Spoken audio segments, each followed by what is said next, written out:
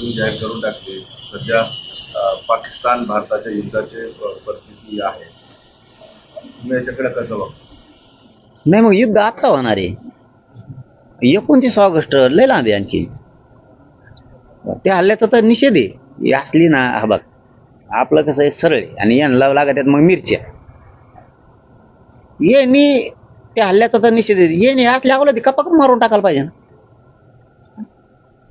नुसतेच दाखवते इतकं लांब हत्यारे आणि ते त्याच्यावर पडत इतकं लांब जळत आणि ते विमान असं वाकडं पळत आणि मग ते खाली पडत इतके मरत येत टाकणं त्या गोडांमध्ये नेऊन खापा खापा सगळे मरून देईल तिकडे. 67 दलिंदर होऊन राखतींची काय ठुले ते गोडानं सांभाळून ह्यो बॉम्ब आहे ते बॉम्ब आहे आणि बघायला मिळाला नुसत्या गाड्या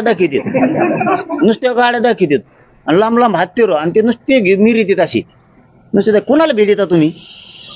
द्याने एकदा टाकून ते पुरे काय करायचे असले खानदान हे असली पायदा सांभाळून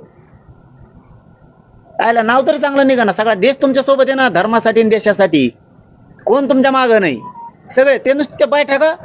आजच्या रातची ही झाली, दुसरी सगळी ती झाली. आमका गैरहजर होता म्हणून ते थांबला तर तमक चोळीत होता तिकडे.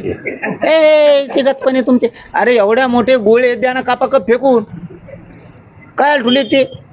दुसरी विकत घेता येते परत. आम्ही वर्गणी करतो पैसे कमी पडले नाही केले 2 बापाची वर्गणी जर नाही केली तर आम्ही 1 रुपया कमी पडू दे. द्या एकदा आहे तेवढं टाकून ते दुसरं नवीन आणू आपण.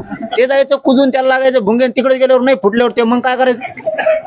टाका कापाकपचे ठेवू नका दाखवायला नुसते. आम्ही सगळे सोबत आहेत तुमच्या. असले नाही ठेवायला पाहिजे ते. उगा नुसते बडबड करून नाही चालत बघ. एखादी बार कणखर वागायला लागतं. आता आम्ही कशी डिसिजन घेतलं कणखर 29 ऑगस्टला आरक्षण घेतल्याशिवाय माघारीच येत नाही. हा नाही तुम्हाला मुंबईत मग आता कळन. तुम्हाला आता बोलत नाही मी काही. मुंबईत काय आहे मग कसं असतं ते तुम्हाला आता कळन मुंबईत गेल्यावर काय होतं. कारण ज्यांना यायचंय त्यांनाही सांगितलंय की तुम्हाला 15-20 दिवसाची तयारीने यायचं. मग पाऊस असणार आहे आणि नुसतं वाटलून वापस आले तरी लय झालं. मला फक्त आशीर्वाद द्यायला 1 दिवस 28ला मी सगळं करतो. आरक्षणाला काय होत नाही. जे बरळ येतात ना काय मराठीवर टेन्शन घेऊ नका. तुमचे लेकराला आरक्षण मिळालंय. न मिळणारं 70 वर्षातलं न मिळणारं आरक्षण मिळालंय तुमच्या लेकराला. तुम्हाला आता कायमचे हॉस्टेलही होणार आहेत. टेन्शन घेऊ नका. कायमचे आयुष्यभर पिढ्यानपारासाठी उभा लेकीबाळीसाठी विद्यार्थ्यांसाठी पोरापोरीसाठी ते उभा करून द्यायचे. 1 रुपया बी लागला नाही पाहिजे. तालुक्यात पाणीही शेतकऱ्यांना मिळणार आहे. मालाला भावही मिळणार आहे. मला फक्त एका टप्प्यात जाऊन द्या. धनगराला बी कसं काय आरक्षण मिळत नाही ते बी बघतो. मुसलमानाला बी कसं मिळत नाही तेही मी बघतो. तुम्ही काय काळजी करू नका. एकदा आपण बोललो ना बोल. आपण विरोध करायसाठी नाही आंदोलन करीत. ते काहीला नाद असतो. जातीत भांडणं लावून द्यायचे. मोघम आंदोलन करायचे. तू बघ ना तिकडं देवारा की झालाय ते मागणं आरक्षण ते मागावा. त्या गोरगरीब बिचाराला मिळून द्यावा. फडणवीस साहेब किती दिवस झाले धनगराची पहिली कॅबिनेट घेतो म्हणली होती तुम्ही. एसटी आरक्षणाची दिलं का त्या बिचारा गोरगरिबांना. संभळीत असते ना मेंढ्या जनावर डोंगर दऱ्यात कामं करीत असते. ऊस तोडीत असते ना. थोडीफार तर लाज असली पाहिजे राव. 4 जणाला गोड बोलायचं नेत्याला नुसतं आणि आमच्या अंगावर सोडून द्यायचं. एवढं जमतं का फडणवीस साहेब तुम्हाला? त्यांच्या महामंडळाचं काय त्या टायमाला नुसत्या घोषणा.